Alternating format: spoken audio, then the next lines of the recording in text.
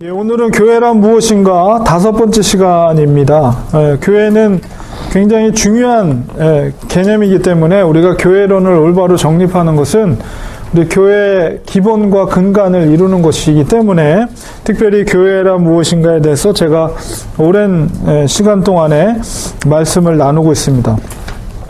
지난주에 우리가 교회는 누가 세웠는가 에 대해서 말씀을 드렸죠. 그래서 주께서 피를 흘려 값을 지불하여서 세우셨고 교회는 신앙 고백의 터 위에 세워진 것이며 그렇기 때문에 교회의 주인은 하나님이다. 이런 이야기를 나눴습니다. 그 전에는 10가지 비유의 말씀을 우리가 나눴죠.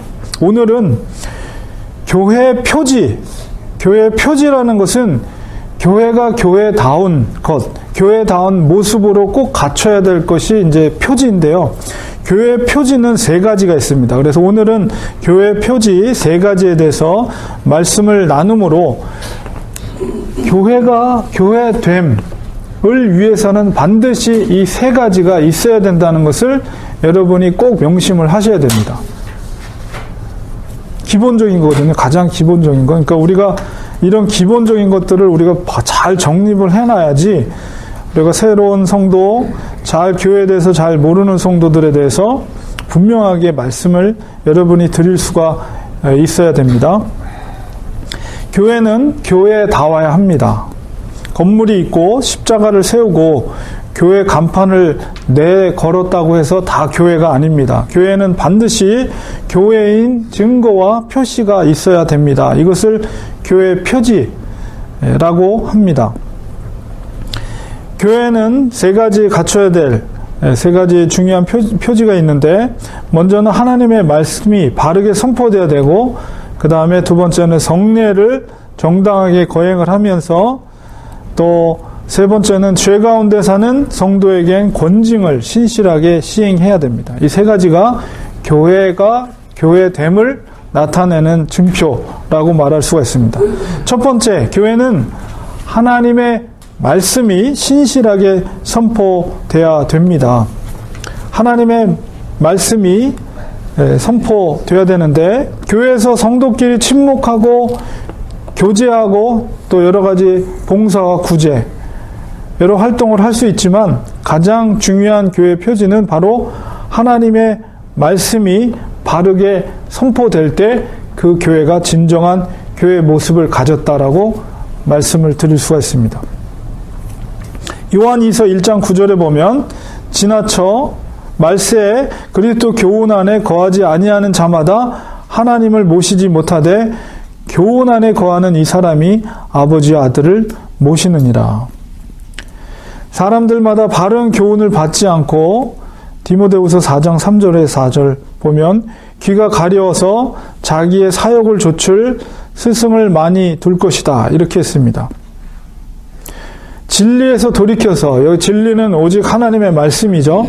허탄한 이야기를 따를 것이다. 말세가 되면 그런 경고를 사도 바울이 디모데에게 하고 있습니다. 이 경고는 교회가 세속화되는 것을 염려하면서 경고를 한 것이죠. 어떤 시대에도 특별히 어려운 세대 가운데 있을 때 오직 하나님의 말씀이 신실하게 전파돼야만이 교회가 교회답다라고 말할 수가 있는 것입니다. 그러니까 교회 하나님의 말씀이 선포된다는 것은 그렇기 때문에 이제 기름 부음 받은 목회자가 필요한 것이죠. 그러니까 한 사람의 신실한 목회자가 세워지기 위해서는 하나님께서 어느 시기에 부르시죠. 콜링을 하시고 하나님의 목회자로서 쓰임 받을 수 있도록 많은 훈련을 해요. 그러니까 목회자가 단순하게 신학교만 갔다고 해서 신실한 목회자가 되는 것이 아니라 정말 한 사람의 신실한 목회자가 되기 위해서는 정말 인격적인 부분, 학식적인 부분, 그 다음에 경험, 그 다음에 인품, 뭐 이런 모든 것들이 목회에 정말 목양을 하기에 하나님께서 필요하게 준비시키고 예비시킨다는 거예요. 그러니까 단순하게 지식적인 신학 교육을 한다고 해서 그렇게 목회자로서 준비되는 것이 아니라 정말 한 사람의 신실한 하나님의 종이 준비되어지기 위해서는 복합적으로 하나님께서 여러 가지를 통해서 준비시키고 훈련시킨다는 것을 우리가 보게 됩니다. 그런데 이 세상에 보면 잘 준비되지 못한 분들이 강단에 서는 경우들도 없지 않아 있어요. 그러니까 성도들이 좋은 목사를 만나는 것, 그리고 목사들이 또 좋은 성도들을 만나는 것은 정말 중요합니다. 신앙생활 하는 데 있어서. 그러므로 이 교회가 하나님의 말씀이 신실하게 선포되기 위해서는 하나님의 말씀을 올바로 분별할 뿐만 아니라 또한 그 말씀을 또 먼저 목회자가 신실하게 실천하고 또 성도들에게 본이 되는 그런 삶을 살면서 말씀이 선포되는, 그럴 때 신실한 종이라고 할 수가 있는 것이죠. 그리고 말씀을 올바로 깨닫지 못하고 분별하지 못하고 사사롭게 말씀을 선포하면 그것도 문제가 되는 겁니다. 그러니까 교회가 교회된다는 것은 이 하나님의 말씀이 신실하게 선포된다는 것은 이렇게 문자처럼 단순한 건 아니다. 이게 올바른 말씀인데 그 말씀을 선포하는 목회자가 정말로 모든 면에서 우선 그 말씀에 순종하는 삶을 나타내고 성도들을 사랑하면서 그 속에서 하나님의 말씀으로 성도들이 살아갈 수 있도록 본이 되면서 온전한 하나님의 말씀을 선포할 때 그것이 교회가 교회된다라고 말할 수가 있는 것입니다. 두 번째로 교회가 교회되어야 될 두 가지 표지는 바로 성례입니다. 교회는 성례를 정당하게 거행할 수 있어야 합니다. 성례에는 우리 장로교, 개신교에는 두 가지 성례가 있고요. 캐톨릭에는 7가지 성례가 있습니다. 그러나 우리는 종교개혁 이후에 두 가지 성례만 우리가 인정을 하죠. 그것은 바로 세례식과 성찬식입니다. 세례라는 것은 예수 그리스도를 믿음으로 죄 씻음 받음을 확인하는 거룩한 예식입니다. 그리고 성찬은 예수님께서 우리를 위해서 피 흘려 십자가에서 죽으심과 부활하심을 기념하면서 우리가 주님의 살과 피를 나누는 거룩한 예식이죠. 세례도 우리가 신중하게 베풀어야 되는데, 제가 이제 군인교회 한국에 있을 동안에는 없지 않아 이제 충분한 신앙 고백이 부족함에도 불구하고 아무래도 이제 군 생활하는 데 있어서 신병들이 오면 세례를 일단 받으면은 그리스도인이라고 이렇게 간주를 해버리거든요. 군대에서는. 그러니까 조금 전략적으로 좀 부족한 점이 있어도 좀 많이 세례를 줬어요. 저도 아마 엄청나게 많은 형제들에게 세례를 줬습니다. 군대 5년 동안 있으면서. 어찌됐건, 그러나 이제 일반 우리가 교회에서는 그런 특수적인 상황이 아니니까 정말 신실한 신앙 고백 안에서 고백되어지는 성도들을 세례를 주어야 되겠죠. 그래서 바른 신앙의 고백과 그다음에 삶의 변화가 있을 때 세례를 베풀어야 됩니다. 그리고 세례받은 이는 세례 교육을 받을 때 여러분도 다 받으셨겠지만은 세례 교인으로서 이제 성도의 교회의 한 일원으로서 지켜야 될 권리와 의무를 다 알려주거든요. 근데 사실은 그것만 지켜도 신실한 그리스도인이 될 수가 있는데 사실 그걸 다 안 지켜요.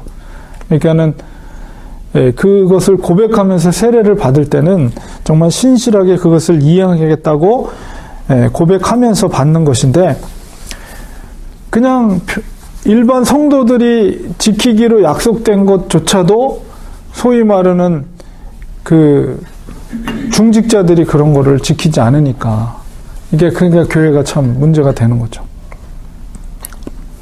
그러니까 우리가 세례를 받을 때는 정말 내 삶이 변화된 신앙 고백과 삶의 변화 속에서 세례를 베푸는 것이 정당한 것입니다. 근데 목사님 한 가지 질문했는데 네. 세례식 받을 때 내가 그 전에 죄를 지면 안 받는 게 옳아요? 죄를 져도 그냥 모른 척하고 받는 게 옳아요? 난 그 세례 받을 때마다 그게 양심의 가책이 되는데 그거 어떤 것이 옳은지. 주님 앞에 신실하게 회개를 해야죠. 죄 지은 것이 있으면. 죄를 짓고 신실하게. 예. 근데 이게 하면 받을 수 있어요? 그 회개라는 것을 제가 강조하는 거는 회개라는 것도 그리고 믿음이라는 것도 제가 이제 강조하는 여러분이 이제 설교를 들어보면 제가 물론 제 생각이 아니라 하나님의 말씀을 선포하는 건데 회개라는 것을 제가 예를 들 때 항상 삭개오 얘기를 하잖아요. 그러니까 진정한 회개라는 것은 단순하게 내 입술로 내가 잘못했습니다. 물론 그 고백하는 것도 중요하죠. 그러나 그 죄가 회개라는 것은 돌이키는 것이거든요. 그러니까 돌이키는 삶의 증표와 열매를 나타내는 회개. 그게 진정한 회개죠. 그러니까 그렇게 회개를 하고 그다음에 세례를 받는 게 좋죠. 삭개오처럼 만약에 죄를 졌으면 그 사람한테 가서 그렇죠. 그 잘못에 대한 그분이 그러니까 하나님 앞에 용서를 받았지만 만약에 그게 관계 속에서 내가 잘못된 것이라고 한다면 그 사람에게 당사자에게 가서 그분이 충분히 용서를 해줄 수 있는 만큼의 내가 용서를 구한다거나 뭔가 그에 준하는 그 사람이 만족할 만한 어떤 책임적인 일들을 해준다거나 이런 것이 진정한 회개예요. 근데 용서를 하해를 가서 권했는데 상대방이 안 받아주면 그거는 뭐 할 수 없는 거죠. 그쪽이 문제죠. 그렇죠. 그거는 할 수 없는 거죠. 왜냐하면 주님은 7번이라도 7번이라도 용서라는 건 상대가 진정으로 용서를 구하면 용서를 받아주라는 게 주님의 가르침인데 그쪽에서 안 받아준다면 그러니까 내가 죄의 문제, 회개의 문제 내가 가서 빌었는데도 그쪽에서 안 받아주면 그쪽이 책임이라는 거죠.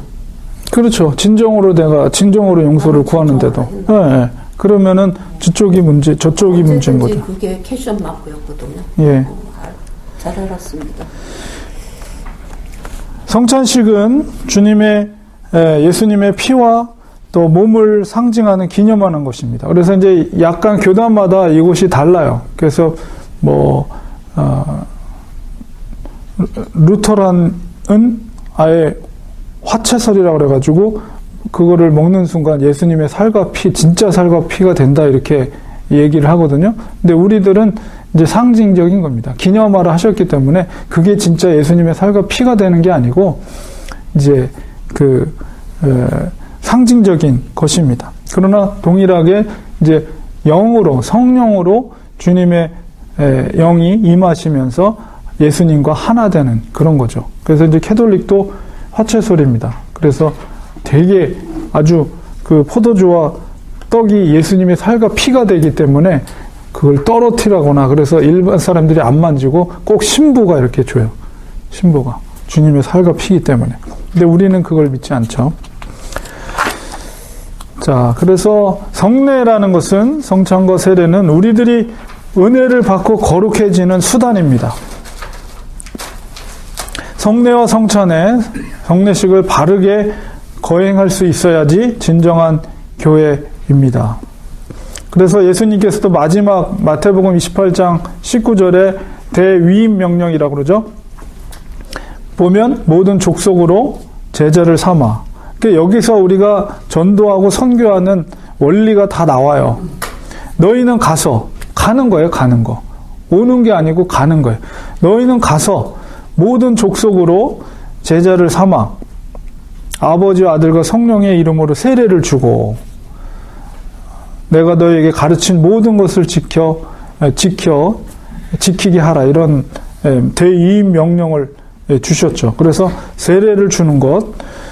그리고 사도행전 2장 41절 42절에 보면 그 말을 받은 사람들은 세례를 받음에 이날에 제자의 수가 3,000이라 더하더라. 저희가 사도의 가르침을 받아 서로 교제하며 떡을 떼며 기도하기를 전혀 힘쓰니라. 여기서 떡을 뗀다는 것은 일종의 성찬 예식과 같은 것입니다. 성례는 오직 하나님께서 기름 부어 세운 목사님만이 집례할 수 있습니다. 우리는 성례를 소중하게 여겨야 됩니다. 성례가 바르게 집행돼야만 교회가 교회답습니다. 그래서 두 번째가 바로 성례입니다. 그래서 아무리 인터넷 시대라고 해도 이 성례만큼은 교회에 와야지 할 수가 있어요. 뭐 설교는 인터넷에서 들을 수가 있고 뭐 헌금도 온라인으로 할 수 있지만은 이런 이 성례만큼은 절대로 인터넷으로 할 수 없는 것이죠. 세 번째 교회의 표지는 뭐냐? 그것은 권징입니다. 권징. 교회는 권징을 신실하게 시행할 수 있어야 됩니다. 권징이란 무엇이냐면 구원받은 성도가 죄악의 생활을 계속할 때 그를 바른 길로 인도하기 위해서 권면하고 징계하는 일을 권징이라고 합니다. 교회의 거룩성을 유지하기 위해서는 반드시 권징이 필요합니다. 안타까운 일은 오늘날 성도가 습관적으로 또는 고의적으로 계속 범죄하는데도 교회가 그들에게 징계하지 않는다는 거예요. 되게 심각한 문제입니다.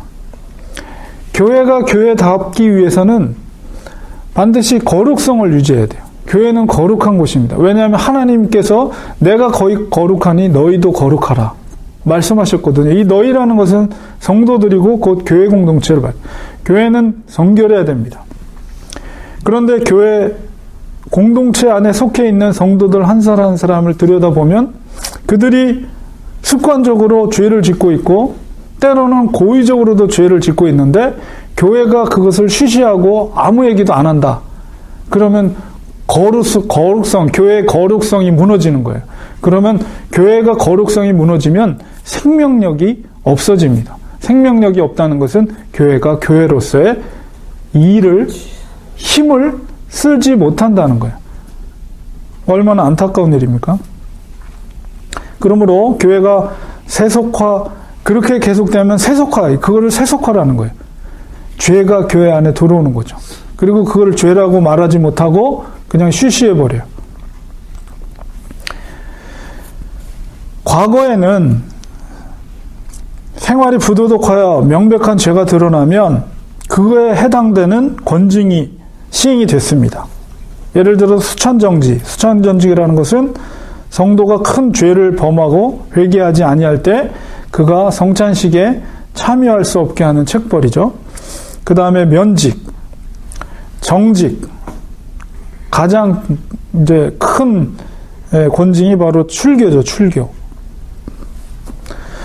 그런 벌을 가해서 권징을 실시했습니다. 그렇게 할 때 교회의 권위가 세워지는 것이고 또한 성도들이 하나님을 두려워하는 마음을 갖게 되고 거룩한 생활을 하게 되는 것입니다. 근래 와서는 명백한 죄를 저질러도 교회에서 징계하지 않고 계속 타협합니다. 그러므로 교회가 세속화되고 영적인 힘을 발휘하지 못합니다. 조셉 피파라는 분이 누구냐면 이제 그 그린빌 신학대학원의 총장님이신데 오늘날 교회는 마치 구약 사사시대 사람들이 사사기 17장 6절이나 21장 22절에 동일하게 그때는 이스라엘의 왕이 없으므로 사람마다 자기 소견에 옳은 대로 행하였더라. 이게 무슨 말이냐면 하나님의 법과 하나님의 율례가 있는데도 불구하고 그것을 무시해버리고 자기의 생각과 뜻대로 아무렇게나 판단하고 행동을 했다는 거예요. 그러니 거기에 무슨 하나님의 공의가 있겠어요. 자기의 어떤 일을 행하는 데 있어서 이것에 옳고 그름의 기준을 자기의 기준으로 했다는 거예요. 자기 생각으로. 그러니까 내가 이렇게 해도 잘못이 아니야 라고 스스로가 판단해버리면 그렇게 해버리는 거예요. 하나님의 율례와 법규를 무시해버리고 그렇게 마음대로 했다는 거예요. 자기의 소견대로. 만약에 교회 공동체가 그런 식으로 해버린다면 어떻게 될까요? 교회 더 이상 그것은 외형만 교회지 교회라고 말할 수가 없는 거예요. 한 교회에서 출교당한 사람이 바로 옆 동네에 있는 다른 교회 찾아가면 그 교회는 그를 영접할 뿐만 아니라 심지어 직분을 주기까지 한다고 했습니다. 이 잘못된 예를 말하는 거예요. 중요한 것은 교회의 순결을 지키기 위해 권징을 바르게 시행할 수 있어야만 교회답습니다. 그리고 또한 목사가 없이는 신실하게 권징을 시행할 수가 없습니다. 왜냐하면 그 성도의 잘못을 분별해야 돼. 말씀에 대한 기준에서 분별을 해내야 되기 때문에 목회자의 역할이 또한 중요하죠. 그러니까 목회자가 굉장히 중요한 거예요. 왜냐하면 그 쉬쉬하는 것들이 가장 리더십에서 그 문제를 쉬쉬하는 것이 가장 큰 문제죠. 리더십에서 문제가 되는 것에 대해서는 분명히 권징이 들어가야 되거든요. 근데 그것을 안 한다는 것은 목사에게 문제가 있는 것입니다. 그리고 교회가 문제가 있는 거고. 특별히 그렇다고 해서 그러면 교회가 완전한 어떤 도덕적인 사람만 모이는 곳이냐? 그건 아니죠.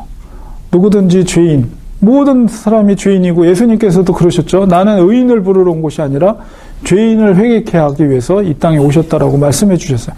누구든지 다 올 수 있습니다. 어떤 죄를 지은 사람이라도 누구든지 교회에 올 수가 있습니다.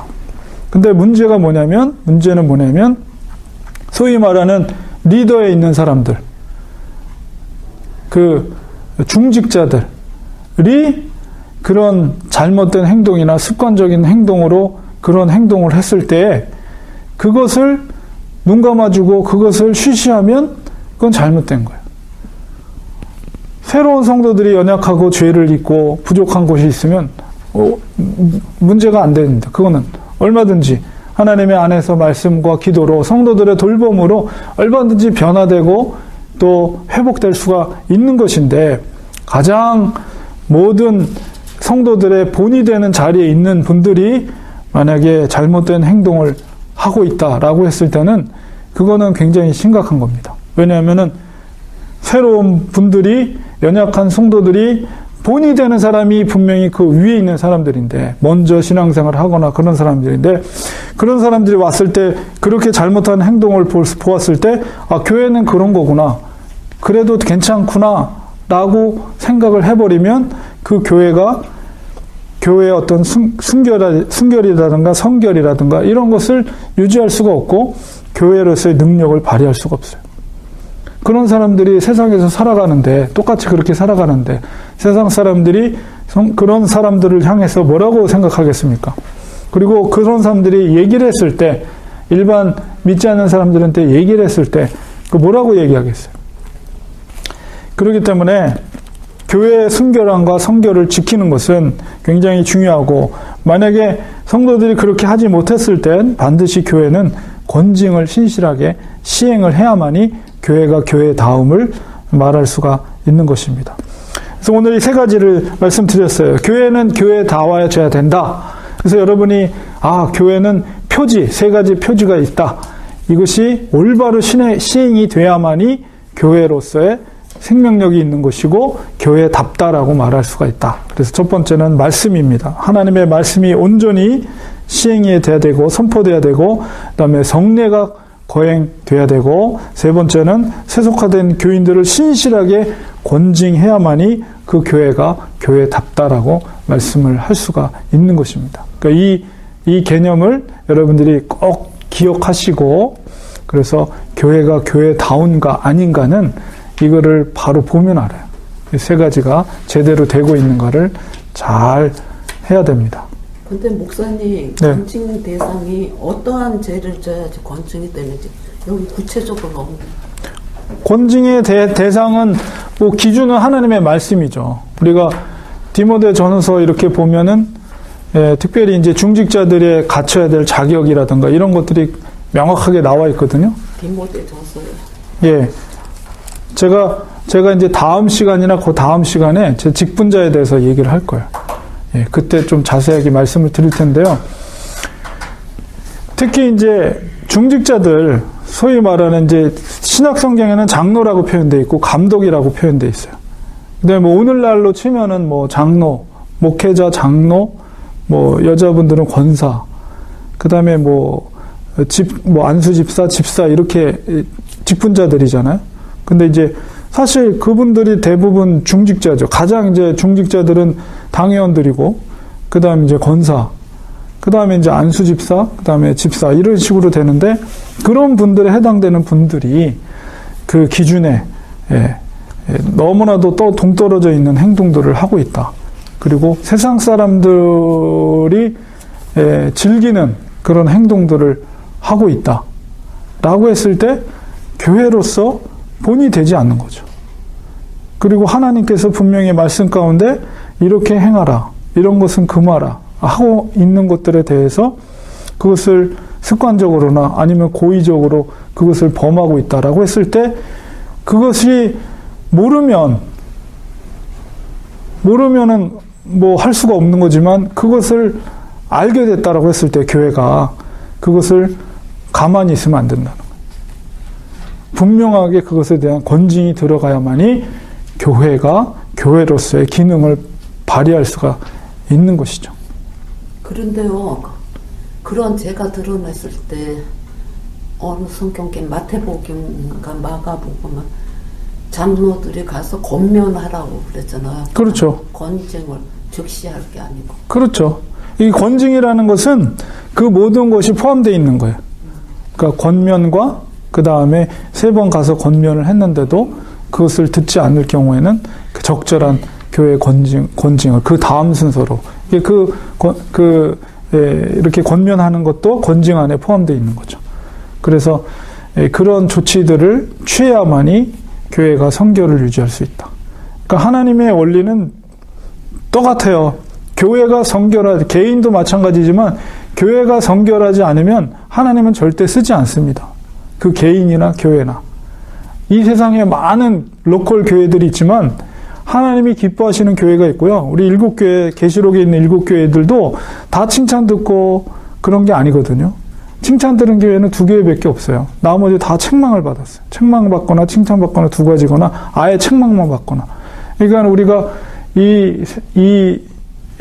뭐 테미큘라에도 미르에타에도 로컬 처치가 있고 각 지역마다 로컬 처치가 있지만 하나님은 다 그 교회를 보고 있다는 거예요.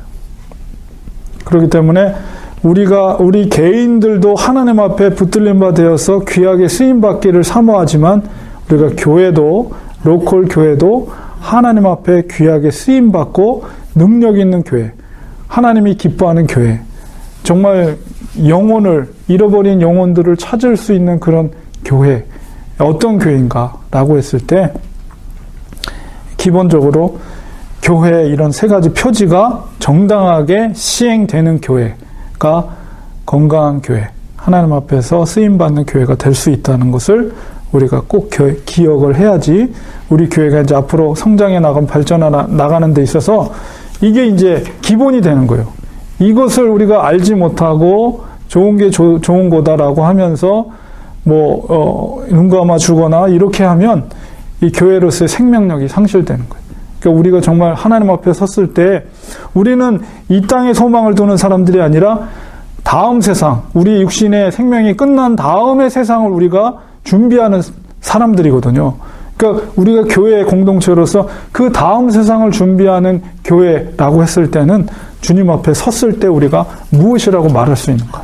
내가 이 교회를 또한 목회하고 성도들을 이렇게 돌보면서 올바른 말씀을 가르쳐주고 이 땅에서 어떻게 사는 것이 성도의 올바른 삶이란 것인가에 대해서 저도 부단히 노력하지만, 목회자로서 하나님이 세워주셨기 때문에 성도들 앞에 올바른 것을 가르쳐주고 교회가 교회 다음을 제가 올바로 지도해 드려야만이 교회가 하나님께서 붙들림 바 되고 이 땅에 있는 동안 하나님 앞에 쓰임 받을 수가 있는 거죠. 그래서 하나님 앞에 주님 앞에 섰을 때 우리가 이 땅에서 했던 행동과 교회 공동체로서 하나됨으로 말미암아 이제 칭찬 들을 수가 있는 거죠. 저는 여러분이 주님 앞에 섰을 때 저 자신도 그렇고 주님 앞에 섰을 때 주님 앞에 칭찬 듣고 상급을 받는 성도들이 되기를 간절히 바라죠. 그렇기 때문에 제가 하나님의 말씀을 올바로 가르치고 지도하고 또 기도하고, 저도 먼저 그렇게 살 수 있도록 제가 먼저 본을 성도님들한테 보이도록 부단히 저도 노력하는 거죠. 그래야 교회가 건강해지니까. 그래서 이 기본적인 것들을 여러분이 꼭 명심하시고 교회가 교회다워야 된다는 거, 교회의 거룩함을 지켜야 된다는 거, 이런 거를 더 저는 이 지역에 와서 깜짝 놀랐어요. 하여튼간 지역마다 그 특징이 있는데 사람들의 삶이라든가 성도들의 양태라든가 이런 것들을 보고 저는 많이 놀랐습니다. 사실은 처음엔 잘 몰랐어요. 근데 이 지역에 보니까 다른 데랑 또 다르더라고요. 여기 있는 소위 말하는 교회 다닌다는 분들의 어떤 기본적인 삶이라든가 이런 것들을 볼 때 놀란 점들이 많아요. 뭐 구체적으로 말씀드리긴 좀 그렇고. 그래서 우리 교회 성도들은 성결함과 거룩함을 지켜야 된다. 그래서 작은 교회라도 그 거룩함과 성결함을 유지할 때 하나님은 사람 많은 거 중요하지 않아요. 한 사람이라도 얼마나 교회가 교회다운 것을 지켜나가는가, 성도로서 거룩함을 지켜나가는가, 그런 교회를 하나님은 사용하신다는 거죠. 저는 그런 교회가 되기를 원합니다. 작아도 능력 있는 교회. 하나님의 시선은 사람 많고 적고 거기에 관계없어요. 한 사람이 있어도 그 중심 속에 정말 예수 그리스도가 그 안에 살아있는가, 그 성결함을 유지하고 있는가, 교회다운 모습을 보이고 있는가, 그런 교회를 하나님은 지켜보고 있다는 거죠. 그러니까 우리가 두렵고 떨림으로, 내 자신이 두렵고 떨림으로 하나님 앞에서 그렇게 그 믿음을 지켜나갈 때, 그런 공동체가 모여있는 교회가 될 때 하나님이 그 교회에 시선을 두고 하나님이 강하신 팔로 그 교회를 들어서 지역을 변화시키고 잃어버린 양을 찾고 세계 선교를 위해서 귀하게 쓰임받을 수 있는 교회가 되는 거죠. 저는 그런 교회를 꿈꾸고 있습니다. 그래서 하나님께서 그런 교회를, 이 지역에 그런 교회를 원하고 계신다, 이런 걸 많이 느끼고 있어요. 그래서 저도 부족하지만 하나님 앞에 정말로 부끄러움 없이 주님 앞에 쓰임받을 수 있도록 제 자신이 더 낮아지고 겸손해지고 말씀 앞에 순종하는 삶을 살도록 저도 노력하면서 귀한 성도님들과 아름다운 교회를 지금 이렇게 만들어 가고 있습니다. 기도하겠습니다. 목사님, 네. 유아세례 있잖아요. 네. 여기하고 틀린 건데, 네. 유아세례 받는 아이들이 입교하기 전에 네. 성찬식에 참여할 수 있나요? 어느 교회에서는 네. 유아세례 받았으니까 참여할 수 있다고 그 아이들의 그 의심을 생각하지 않고 무조건 그 성찬식에 참여하라고 강요를 하더라고요. 근데 제가 어려서부터 배운 건 입교하기 전에 아이 유아세례는 성찬식에 참여를 안 하는 걸로 알고 있거든요. 네. 그게 맞아요. 저도 이제 그거에 대해서 많이 조금 연구를 해봤는데, 일단은 제 입장은 이제 자기가 신앙 고백하기 전까지는 참여하지 않는 것이 맞는 거로, 네, 그게 맞는 거로, 예. 다른 교단에서는 그러니까 PCUS 재단은 그냥 입교하지 않아도 예. 되나요? 그 PCUS에는 모르겠어요. 거기가 조금 이제 진보적인 장로교라도 진보적이고, 이제 저는 이제 PCA 쪽이 이제 저한테는 배경이 맞거든요. 그래서 전통적으로 제가 배운 교단에서는 자기가 신앙 고백하기 전까지는 세례를 받았더라도 이제 참여하지 않는 것이 바람직하다. 근데 이제 어떤 교단에서는 읽어보니까 교육적인 차원에서 참여를 해도 상관이 없다, 이렇게 가르치는 교단도 있더라고요. 그러나 저는 이제 자기가 신앙 고백하기 전까지는, 그러니까 입교하기 전까지는 참여하지 않는 것이 바람직하다, 이제 이렇게 말씀을 드리고 싶습니다. 그래서 침례교 같은 경우는 아예 유아세를 인정 안 하죠. 유아세를 아예, 우리 장로교는 유아세를 인정하고. 그러니까 한국에서 보수 장로교회에서 자라가지고 네. 입교하기 전에는 성찬식에 참여를 안 시켰거든요. 네, 저도 그렇게. 근데 샤크를 먹어서. 아, 그렇구나. 교단마다 달라요. 교단마다 다른데, 근데 동부 쪽에서도 제가 네. 동부에서 살다는데 동부 쪽에서도 어느 교단이건 입교하기 전에는 성찬식에 참여를 안 시키거든요. 네, 일반적으로 그렇죠. 근데 서부 쪽에 오니까 이게 네. 색깔이 없어요, 기독교가. 그래갖고 아이들을 막 참여하기 싫다는데도 강제적으로 시키는 교회가 있더라고요. 그거는 이게 지금 참 크지. 그거는 잘못된 것 같아요. 강제로 이렇게 하면. 아이가 와가지고 엄마 나는 입교도 안 했는데 성찬식에 왜 참여하냐고 그러더라고요. 네. 그건 설명은 했는데 이게 어떻게 되는지 제가 아는 건 예. 이제 사실 그 논란은 사실은 역사적으로 올라가면은 그 종교개혁 시대부터 이게 갈려요. 그래서 침례교는 아예 유아 세례를 인정을 안 해요. 어떻게 유아 세례라는 것을, 왜냐하면은 신앙 고백이 없는데 어떻게 부모의 신앙으로 이렇게 할 수 있느냐. 그런데 우리 장로교에서는 이제 부모의 신앙, 왜냐하면 이제 여러 가지 사도행전적인 기록 속에 보면 온 집안이 세례를 받았다라는 그 말씀을 통해서 유아 세례를 부모의 신앙을 둘 중에 한 명만 하면 그렇게 하는 걸로 하고, 그 다음에 성찬에 참여하는 것은 입교한 이후부터 참여할 수 있도록 이렇게 가르치고 있습니다. 저는 그 입장입니다. 예. 그래서, 네. 네. 우리 한번 기도하고 기도에 갖도록 하겠습니다.